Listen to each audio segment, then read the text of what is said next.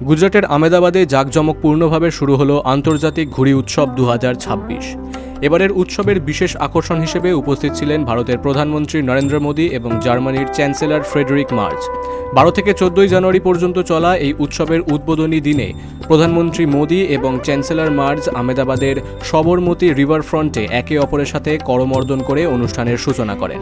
প্রধানমন্ত্রী মোদী চ্যান্সেলর মার্জকে ভারতীয় ও বিশেষ করে গুজরাটি সংস্কৃতির বিভিন্ন দিকের সাথে পরিচয় করিয়ে দেন। উভয় নেতাই গলায় গুজরাটের ঐতিহ্যবাহী উত্তরীয় পরিহিত ছিলেন, যা সাংস্কৃতিক বন্ধুত্বের প্রতীক হিসেবে ফুটে ওঠে। দুই নেতা ঘুড়ি বিবর্তন ও ইতিহাস নিয়ে আয়োজিত একটি বিশেষ প্রদর্শনীও ঘুরে দেখেন, যেখানে প্রাচীনকাল থেকে ঘুড়ির বিবর্তনের মডেল ও চিত্র প্রদর্শিত হয়েছে। সবরমতী রিভারফ্রন্টের এই অনুষ্ঠান শুধুমাত্র একটি ক্রীড়া বা সাংস্কৃতিক উৎসব নয়, বরং এটি ভারত ও জার্মানির মধ্যকার ক্রমবর্ধমান কূটনৈতিক ও বন্ধুত্বপূর্ণ সম্পর্কের এক নতুন প্রতিফলন হিসেবেই দেখা হচ্ছে। Bureau report, big news Bangla.